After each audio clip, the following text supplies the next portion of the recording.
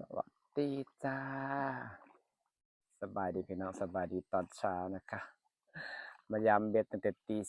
4มาแขนเบ็ดหมูจะได้ป่าบ่นะคะเลยลงมาคลองดนแล้วพี่น้องไฟกับเจ้าไหลมองบ่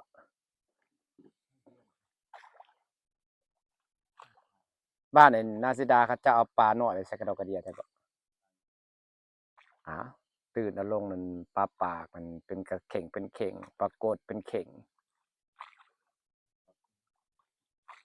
ปรากฏเป็นเข่งปลาปากเป็นเข่งอร่อยยามเบ็ดพี่น้องปลาถึกว้ายมันดีปลาถึกแล้วจ้านี่ค่ะพี่น้องปลาถึกแล้วจ้าโอ้ตัวบักใหญ่หนึ่งเด้อปลานางอีปลาถึกนี่เบ็ดหลังแหล่ปลาจุกปลานางบ่ปลานางสวยๆได้อค่ะถึกเบ็ดจ้าพี่น้องว้าวโอ้ยแต่ยันรุดเถอะรุดอีหลีจะได้เด้รุดอีหลีจะได้เด้ปลาตัวแรกถึกพัดรุดเจาะหน่อยเดียวเสียดายเด้ตัวบักงามๆหนึ่งมันดิ่นพวบปัดเดียวหนึ่งพี่น้องปลา และลีลามันถึงหน่อยเดียวมันเกาะขอบมันไว้ซื้อถือหลังแรกกระลุดซ้ำจ้ายามต่อไปพี่น้องถือปลาหลังแรกก็บ่ได้ซ้ำเสียดายเด้ปลางามๆหนึ่งมีหลังถืออยู่ปะคะถึงหน่อยเจาะนิดเดียวเสียดายปลาเด้พี่น้อง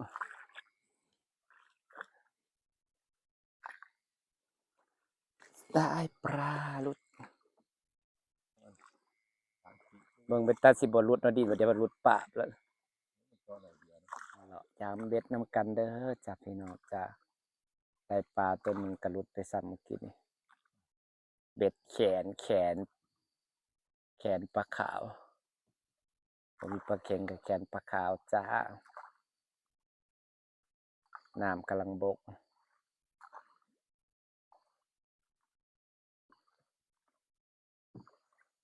ได้ปลานางลุด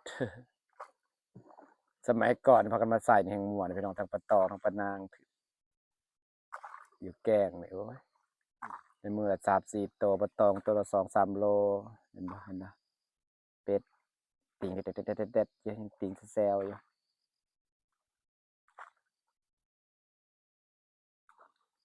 บ่มีปลาเพราะเนาะ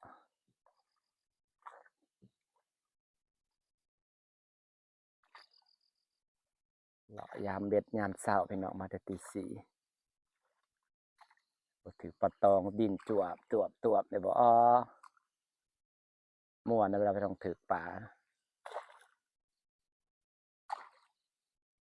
ยังคือติงใส่พี่น้องเบ็ดติงเสือกเข่งนิ่งอยู่เสือกเข่งนิ่งอยู่ปลาถึกจ้ะปลาถึกจ้า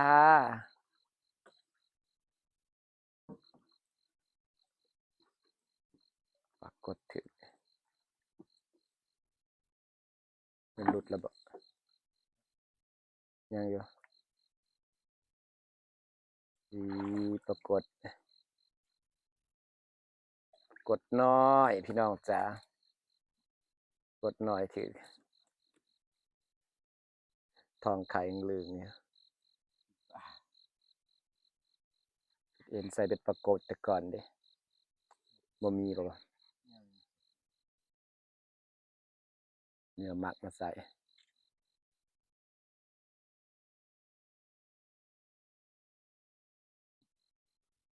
ปะนางรุดแล้วก็ได้ปรากฏจ้ะพี่น้องจ้ะ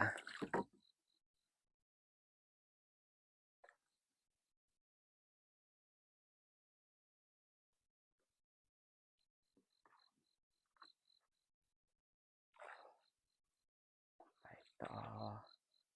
มาเลาะยามเด็ดน้ำกันเด้อจ้ายังยามแต่บ่ทันได้แจ้ง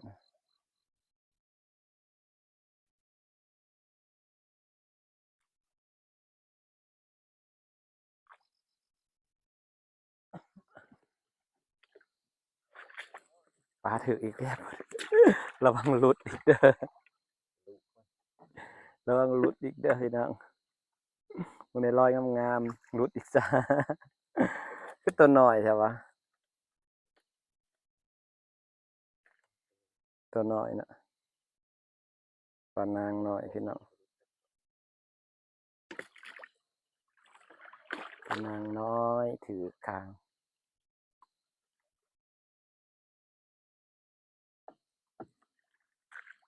มาเลาะยามรอบต่อจ้าพี่น้องเลาะยามรอบต่อสิมานเปล่าดีหลังจากอะไรพยายามโดนพี่น้องผูกขาอะไรลงมาของโดนแล้วแต่ปลาครึ่งเนี่ย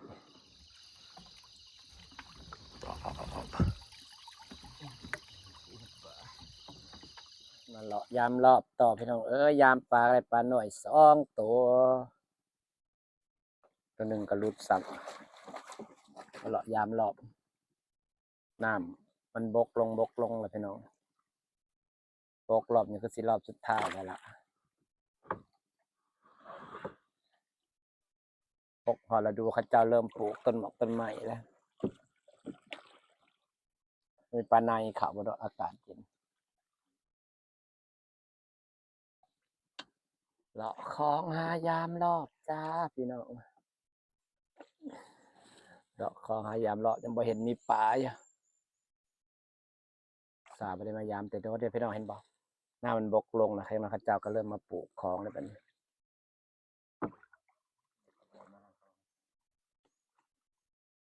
พักตบนะมันไปใส่นองเขาเป็นบริงามเลยว่าเล่นปลาเห็น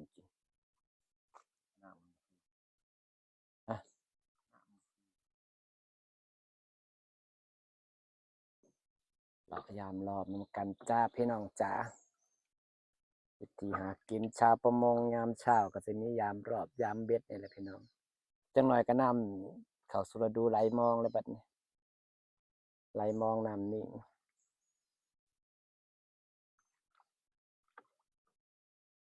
ปลาขาว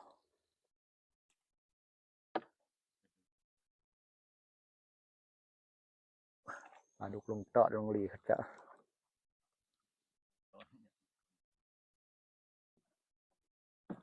สมหาระบบมีตอดพี่น้องพนาครับมันเป็นหน้าหลองน้ำ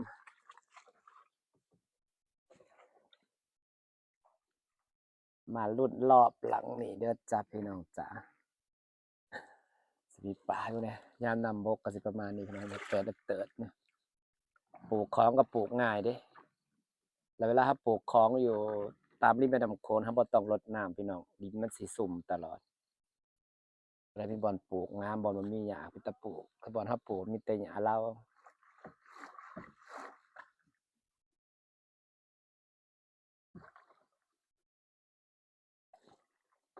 จนหมุนรอบมาได้พี่น้องมาเลาะยามรอบน้ำกันนะจ๊ะ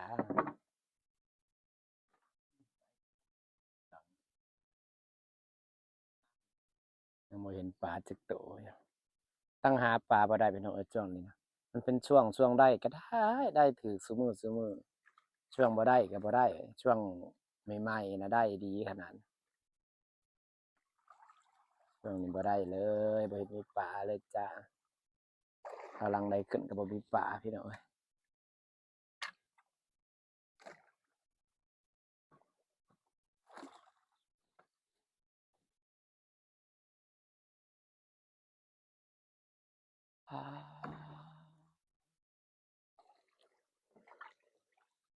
ปลา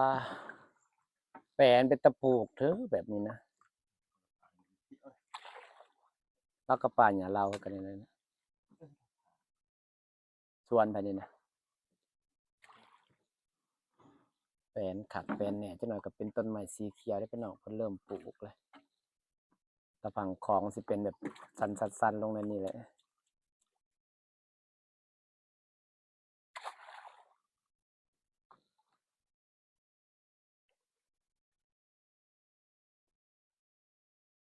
อันนี้เด้อพี่น้องบอนสวนปลูกนะ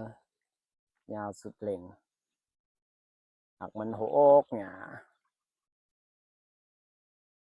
เราต้องทางขักทางขักปลูกนี่ขักก็ได้แต่พอทางปลูกมันถั่วยังสั่นสิกินต้องถั่วมาปลูกเอาแบบผงอันเด้ฮะเนี่ยก็ปิดแล้วปิดแล้ว ว่าลูกค้าหลาย ไลน์เขามีปัญหากันแล้วเขาปิด มารับเครื่องนะ เจ้าของ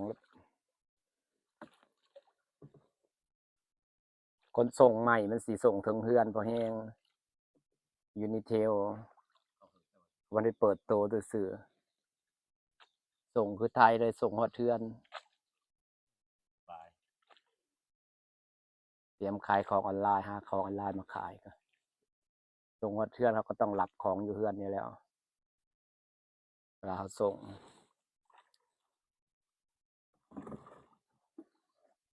บ่เห็นปลาจักโตวพี่น้องเอ้ย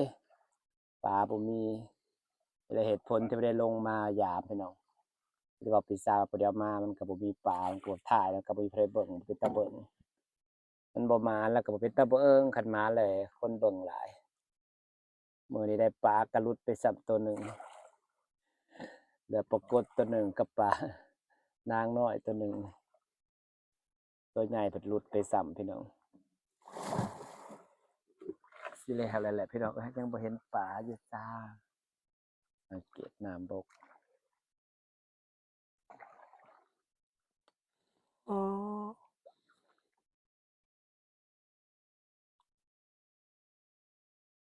หมุนปลาหาปลาจ้าพี่น้องจ้าหมุนหาเสือกรอบ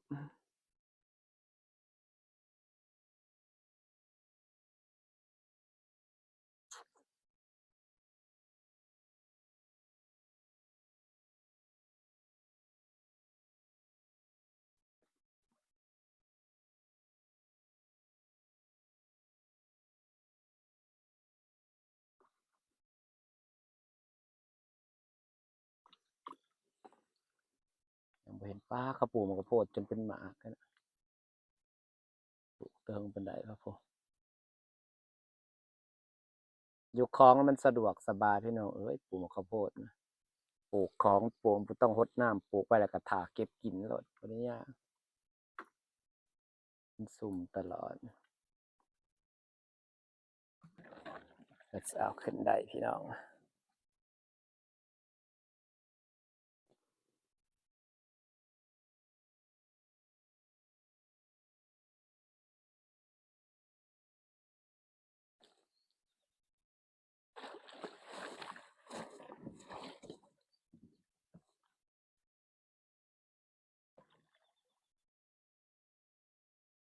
หลังใดก็บ่มีฮอดปลาจ้าหักก็เห็นปลาถึกปลาอ่ะ ปานไหน หักก็เห็นปลาถึกพี่น้องปลาใน น้อย ปลาในกับปลาบางปาน เมื่อนั้นถือขาทุ่งวักใหญ่ปลาเครื่องเนี่ย แต่ปลาเคืองมาจังเฮ้เถอะอยู่แล้วก็เห็นซื้อแต่โดนเลยน้องน้ามาซื้อไว้เทอละโลผม จะไปรู้ไปสิ ปลาจ้าปลาหักกระถือจ้าสองตัวน้อยโอ้ยสองตัวน้อยปลาก็ได้พอเห็นนดปลาพี่น้องพอได้ปิ้งเจียวเขา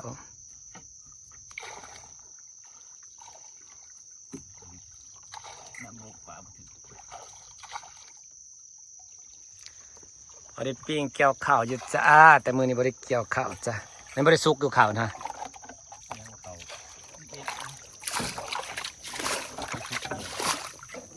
นี่พี่น้อง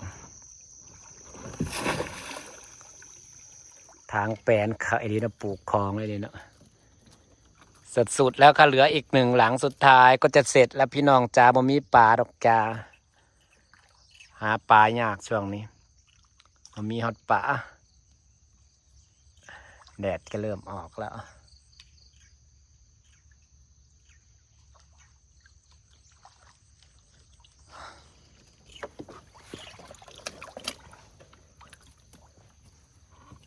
ปลามังบานหน่อยพี่น้องตัวนี้น้อยห้องดัง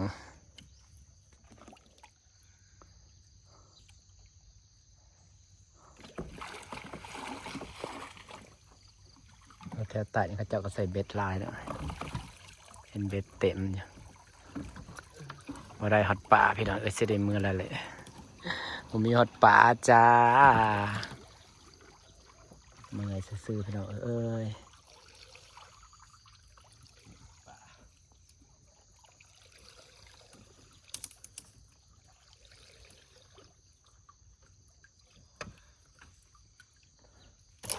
อีหยังมันจะถึงต้นไม้